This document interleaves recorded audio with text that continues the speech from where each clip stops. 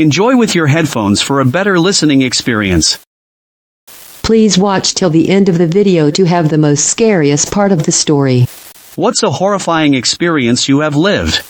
216. I've had a few very frightful experiences, but one about a month ago still has me absolutely shook. I live in Canada, so snow and blizzards are super common. I work in a nearby city at 6 a.m. sharp every morning. I left for work during a blizzard one morning at about 5, just to give myself some extra time. I drove carefully, saw a few tow trucks hauling semis and regular passenger vehicles out of the ditch on my way in, but the drive was pretty okay. That changed when I was about 2 kilometers out of the city. I could barely make out a vehicle on the side of the road, perpendicular to it. They were pulled up as if they were going to cross, but there was nowhere to go. Furthermore, all their lights were shut off. Everyone else that day had their hazards on. I continued towards them, when suddenly they pulled out in front of me. A 3/4-ton Ford takes up my lane and part of the other. I think he thought I was a larger vehicle as my headlights were pointing a little high, and I believe the driver was attempting suicide. The thing is, I drive a Pontiac G6. I would have slammed into his vehicle at 80 kilometers per hour, but I slammed on my brakes and managed to maneuver around him, despite insanely poor road conditions. I stopped a little way up and ran back to him, tried to get his attention. He just sat in his seat, gripping his steering wheel, and gazing into the snowy abyss before him before speeding off. To this day, I have no clue what happened to this man in the white Ford 3/4 ton, but I really hope he got a break from whatever demons he was dealing with. I should not have survived the experience. Something or someone was watching over me that day. 217. I was maybe 10 or 11 years old, so take this with a grain of salt. In the middle of the night, I remember looking into the dining room and seeing a woman in a long floor-length blue dress standing next to a closed cabinet that we had. Rather than most children, I knew I needed to get a picture of a ghost, so I ran into the kitchen to get our camera, and when I came back, of course it was gone. Not necessarily horrifying, but infuriating, because I genuinely still feel like that was a ghost encounter 20 years later, and I missed having photographic evidence of it. 218. When I was like 9, me and my friends always took the same way home, but one time we took a unique way that was shorter. It was a land full of long grass, and when we arrived safely at the end of the land, a man started yelling at us from far away, telling us to stop and come to him, but we were too scared to go, so we didn't listen, so he started throw rocks at us, so we ran. Then we saw him pull a gun out of his pocket, so we ran as fast as we could. We never went this way again. 219. I remember getting woken up in the middle of the night after hearing what I thought was my cat knocking stuff over in the living room. I remember cursing the cat under my breath as I rolled over to get comfortable again. I just happened to see my wife asleep with the cat purring next to her. I remember my eyes getting huge as adrenaline hit me, darting out of bed, grabbing my gun out of one of those fingerprint reader style of gun boxes on my nightstand, and screaming down the hallway for whoever that was to leave my house and not to venture down the hallway or I'd end them. All I could think about was my 5-month-old daughter in the room down the hallway, between me and whoever was in my house. I've never been so scared in my life. Not even getting into firefights in Iraq was I this afraid. After my screaming, "Take whatever you want from my house, but if you anywhere my daughter, I will end you," woke up my wife. She really is the most heavy sleeper I've ever met, and she called the police. I saw a huge shadow. I wear glasses, and they were smudged from me hastily grabbing them by the lenses when I jumped out of bed, run out of the house never to be seen again. A few days later, a detective stopped by investigating a home invasion across our street, the house that faces our house, where they broke in around and tried to date the wife but got spooked and ran off after ripping off her top. The scary part to me is nothing was taken from my house. It wasn't until the neighbors got hurt that I realized that someone broke in with the intent of daping my wife or daughter, or I guess me, lol. I still don't sleep very well at night and am super paranoid about that at night. 220. Someone followed me home. By some miracle, my brother had gotten home from work before I had that day. I parked next to him, and the person left. I didn't even think someone had been following me at first, because I honestly didn't think something like that would actually happen to me. I heard multiple horror stories of people being followed, but it still didn't cross my mind. I have since started driving a different car and no longer go home that way, but I'm still freaked out that whoever they were will find a way to try again and do whatever they intended that night. 221. Some background: I'm a guy, and back in middle I was probably 5 feet 7 inches in middle and like 160 something, so I was a big kid.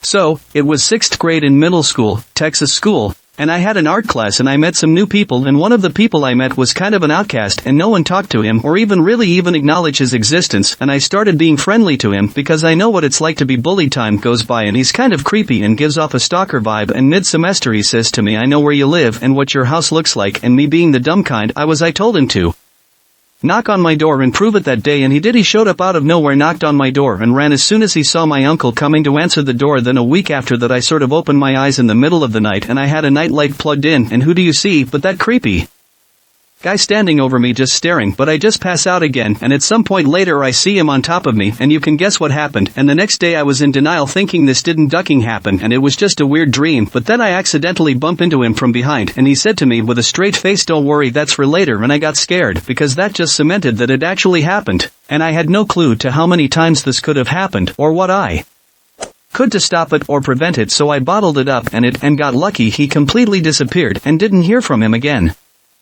To the people who say I would have reported or told someone I was a kid who didn't understand anything, but also I didn't have any definitive proof, sure, what he said was wired, and him knowing my address without me telling him is cause for concern. He could have just turned it on me because he was much smaller in stature than me, and due to that he could say I was the one who did things and they would believe him due to that. So it was a really ducked situation that I couldn't really do anything about, or I at least couldn't figure out what to do at that time.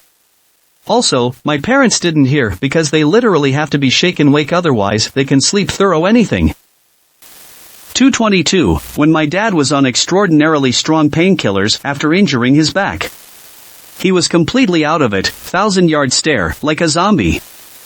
I saw him trying to grab a beer, so I quickly googled the painkillers and found you can't drink alcohol while you're on them. But when I tried to explain to him, he just didn't understand or grasp anything. I spent the next few weeks taking away his beer because he kept habitually getting one in his zombie state. Never seen him or anyone else like that before, and I hope I won't have to again.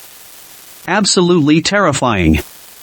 223. An older Japanese guy followed me to my work, so for 10 minutes, to a kindergarten to scream at me for cutting him off. I didn't understand most of what he said, but understood that he was calling the police on me. Then he screamed at me for being a liar and that I did understand Japanese, so why was I faking it? The police came and watched his video, then came and spoke to me asking if the guy punched me, which I said no to. Then the guy left and told me to have a wonderful day.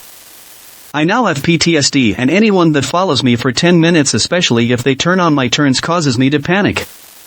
224. I was heading home after hanging out with my friends. The fastest route home took me through a large park.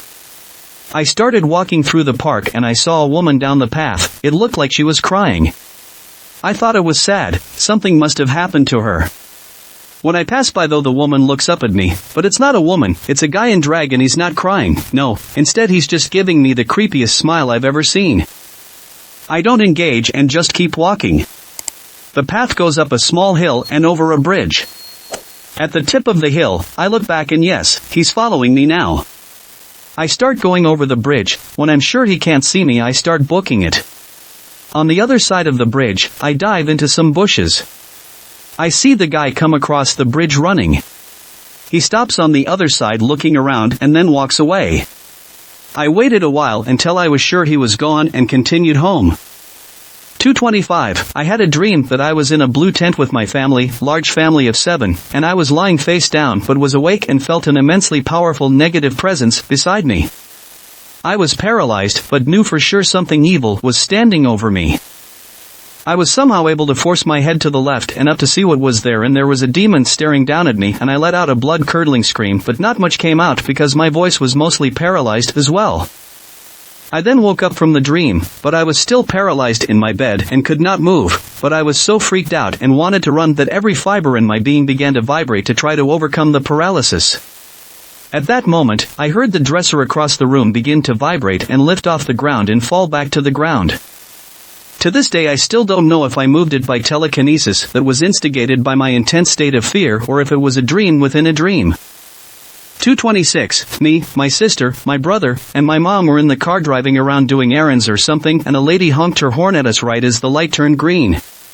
She proceeded to cut us off and sped away faster than I have seen anyone drive. We thought it was just a dumb driver, but it would only get worse. My sister took a picture of the license plate and I think she saw us do it because she made a very shocked and annoyed face. After a few minutes of driving, we pass what I assume is her house by pure coincidence. Because she was speeding, she was there. She saw us and ran out the door, and threw a red object at our car, which we think was a tomato, and there was a red splatter that was visible on the side. She gets back into her car and starts chasing us down the road. She catches up to us really quickly and we are scared that at the speed she is going, she is gonna crash into us. She thankfully didn't. My mom is calling 911 at this point and we are making our way to the police station. I looked back and tried to see her in the car and she waved at me. I will never forget that creepy wave. Anyway, we made it to the police station and she stopped following us. My mom talks to one of the officers and me and my siblings stayed outside. It was such a scary moment, but we went and got lunch after, so we felt a lot better after that. 2:27, once I was on the train with my sister, we were on our way to school. All of a sudden the train had to make an emergency stop in between some rows of trees, just outside of town. When I looked out of the window as we slowed down, I saw a black woman's bicycle standing next to the track and I realized what had caused the emergency stop. As the train was slowing down I heard a woman scream from outside of the train. The kind of scream that's filled with so much emotion and panic that it scares you. My sister heard the scream as well. After about 20 minutes, someone who was working on our train passed by to ask everyone if they were okay and to ask if we saw anything and what we saw. I told her about the bike and the scream. She sounded confused because the body that was found was male. She sent out someone from the emergency team to look for the bike, but the bike wasn't there anymore. My sister and I both saw the bike and heard the scream. But the person they belonged to was never found. I think they may have been from someone passing by, seeing someone on the track and stopped to try and help. But instead saw what happened and left before the police came. The scream still haunts me from time to time, especially when I'm on the train and I ride between those trees again. I hope the woman who was there is okay now. 2:28, I have asthma, and in my younger years, it was pretty severe. With me also being extremely allergic to a lot of stuff. Manly grass pollen. This had a dangerous combination. I was probably about 13 to 14-ish years old. When my bigger brother had a sort of class party with his school where the families celebrated exiting the main school, hard to explain, anyway, I was still unsure to be home alone, so I went to the party too. At the party there was a lot of watermelon and other foods, me loving watermelon ate a lot. Not knowing it had a cross reaction with grass pollen. I began to cough and sneeze a lot. I took my medicine, but it didn't help a lot.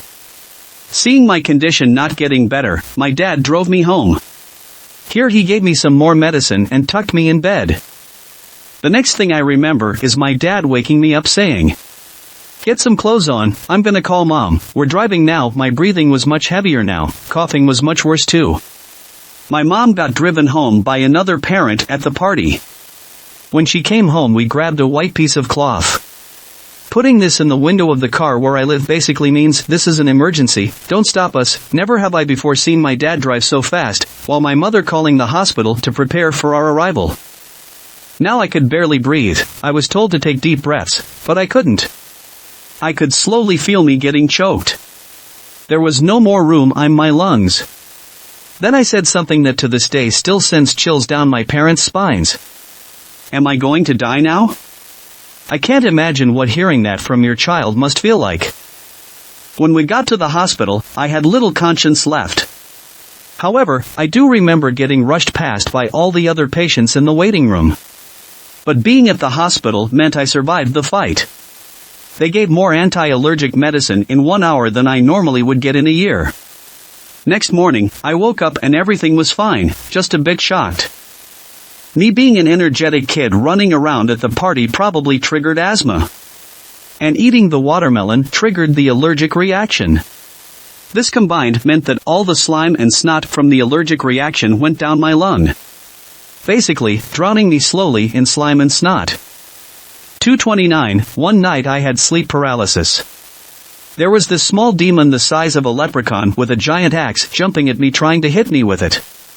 He did this a few times before I was able to fling my arm over my body. I was able to roll off the bed, and when I hit the floor I was able to properly move again. I jumped up, turned on the lights, and ran to get my wolf, Arctic wolf/Siberian husky. As soon as he came back into the room with me, he stopped dead in his tracks. His fur was standing up and he was growling. I've only ever seen him act like this when there were bears around. He jumped on the bed with me, but I don't think either of us slept the rest of the night.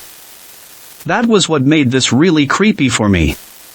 The fact that my dog was able to sense something in the room with us, even though sleep paralysis is supposed to be just in your mind. 2:30, when I was in 5th grade, my brother started a new medication for his ADHD.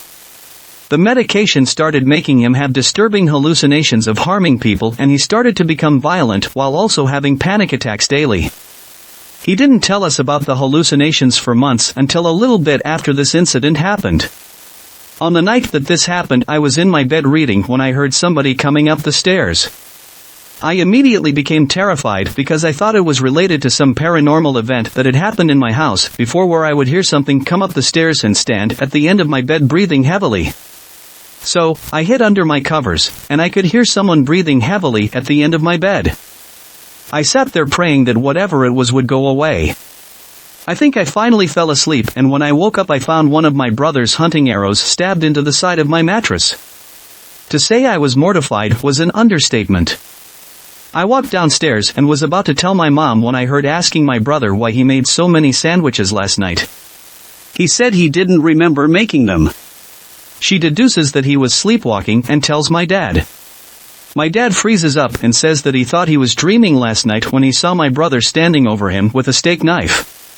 It's at this point I tell them about the arrow. So, my dad decides to gather all the sharp objects in the house and put them in the gun safe.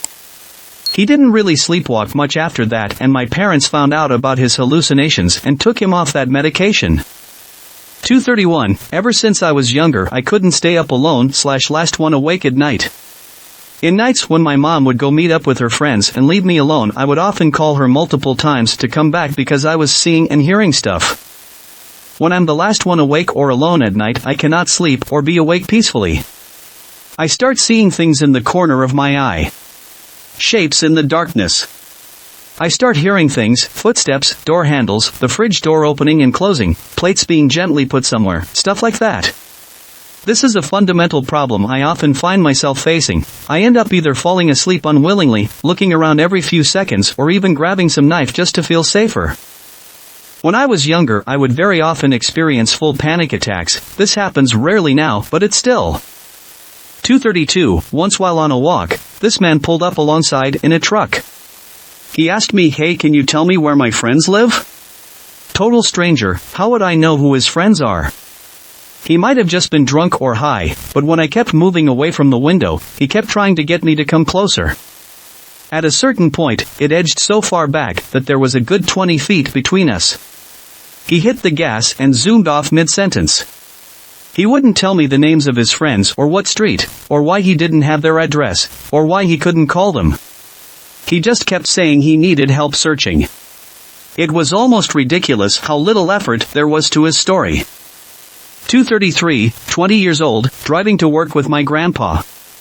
An oil slick on a highway made my RWD SUV spin out on a bridge. As we spun, we hit a Jersey barrier and it sent us flying, and we landed upside down. According to Good Samaritans, we were KO'd for a good 10 to 15 minutes.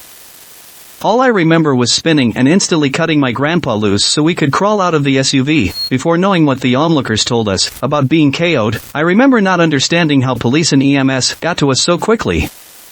I had cut all of my knuckles with the windshield, and my grandpa only had a large bruise on his head.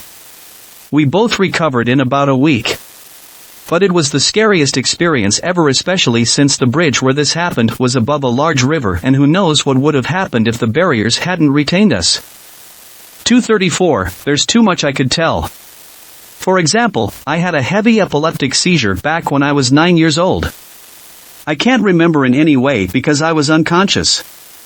I doubt it's alive by now if my father didn't stay up long and heard weird noises from my room. Then my parents called an ambulance to take me to a hospital. Well, I was severely disabled by birth, but just falling asleep regularly, and then, the other day, waking up in places I've never been before, being told I had another disability. 235, got robbed at gunpoint while working. I was going to community college and was working part-time at a couple of gas stations owned by the same guy/company. On this night I was working at a downtown location that was on a triangular island or a couple of streets split, or came together, depending which way you were traveling. This was in Oregon, so I had to pump the gas for people. There was a building with a car wash and an office at the wide end of the triangle. The pump island was perpendicular to the building and included the doghouse that had the cash register. At closing time, I turned the lights off and went to the doghouse and collected the till drawer with the money in it. It was pouring rain and I sprinted back to the office to complete my paperwork. I counted and bundled the cash and was finishing the paperwork up. I heard the door opening and looked up expecting to see my boss. Instead I saw the business end of a sawed-off shotgun followed by someone with a bandana over their face. Apparently in my haste to get out of the rain I hadn't gotten the door closed all the way. I scooted the chair back and put my hands up and he tossed a bag on the desk. I grabbed the bundled up money, a little over $200, and tried to hand it to him. He nodded at the bag, and I was just, oh, right. I put the money in the bag, turned out to be a pillowcase, and handed that to him. He took it, turned, and went out the door. Now here's something really creepy. One of my coworkers had been abusing the phone in the office, so my boss had removed it. The only phone was out on the island in the doghouse, about 100 feet away. I waited about a minute before I stuck my head out the door and looked around. I didn't see anybody, so I busted out to the shack and called 911. After I finished speaking to them, I called my boss. He thought I was joking.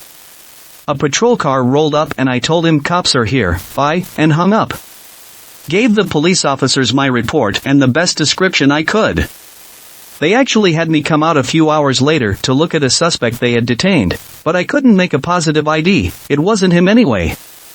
This was in a town of about 15,000. The robbery made the local paper, but not the front page. That's because the Wells Fargo bank branch was robbed the next day, wasn't the same guy. The guy that hit the station struck again about a month later. This time it was an all-night donut shop that was about 3 blocks from the gas station. It was also right across the street from the county sheriff's office and lockup. He got away from there as well. But this time he had an accomplice. He used his cousin as a lookout. And his cousin couldn't keep his mouth shut. Guy was arrested and confessed. He was a high school student whose big ambition was to move up to rob banks. They had found some preliminary plans to hit one of the town's grocery stores when they searched his house. I testified at his sentencing hearing. He was 16 and charged as an adult under Oregon's Measure 11, enhanced sentencing. Don't remember how much time he has. Thanks for watching. Please comment, like, share and subscribe. The Internet Surfer on YouTube for more horror and scary stories.